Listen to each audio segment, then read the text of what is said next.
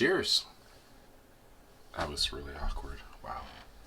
So with the, potential TikTok ban, I've been thinking about it a lot because I tend to catastrophize and I fixate on things. And this is what I've been fixated on because I've spent the last 2-3 years on TikTok making videos.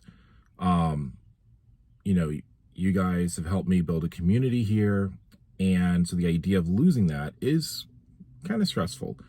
And I had already mentioned before, my plan is to just be on YouTube more if for some reason it does go away. And with that came the thought, if I am going to start posting on YouTube more, then I need to start recording in landscape. And TikTok's already been encouraging that anyway, but I've been resisting. I make a few landscape videos, but not a lot.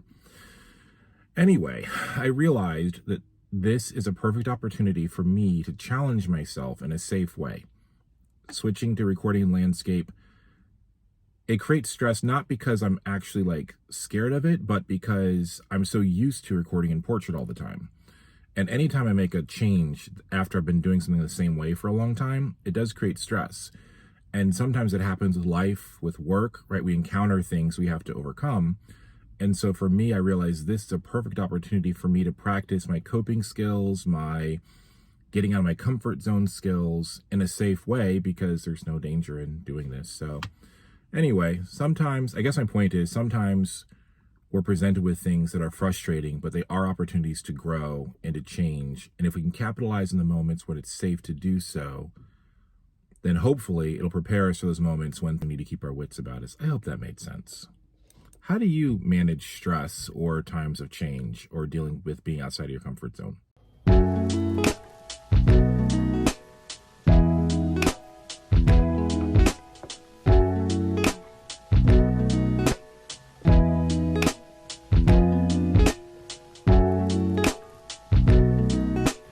The thing about leaving your comfort zone is it puts you in a situation where you will fail.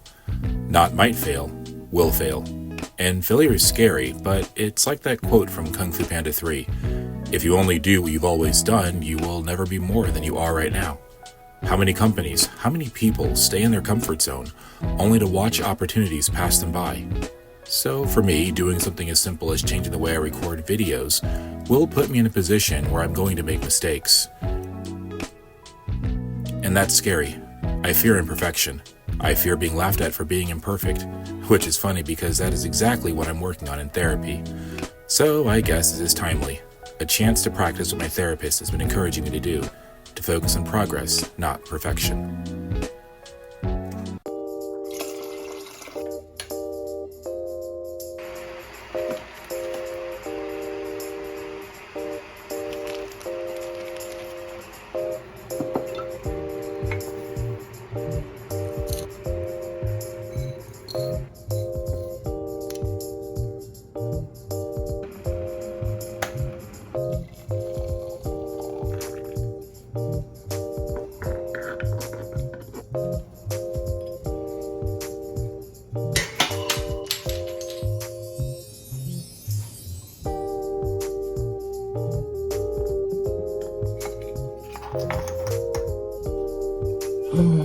So,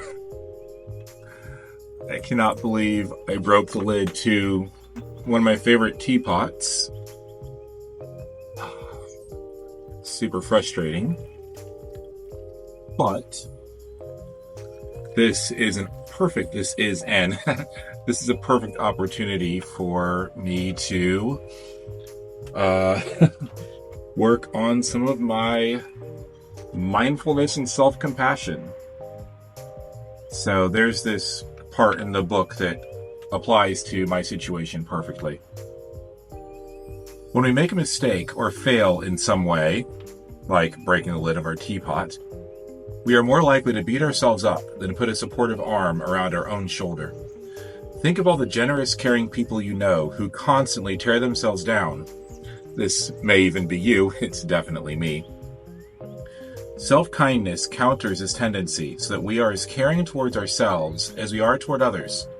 Rather than being harshly critical when noticing personal shortcomings, we are supportive and encouraging and aim to protect ourselves from harm. Instead of attacking and berating ourselves for being inadequate, We offer ourselves warmth and unconditional acceptance. And that's so true. If this was anybody else that had broken the lid, I would tell them, don't worry about it. It's okay. It can be fixed. I can actually fix it. You struggle with that? Do you have the ability to be kind and compassionate towards others? And then when you make the same mistake, you are beating yourself up and being so mean to yourself?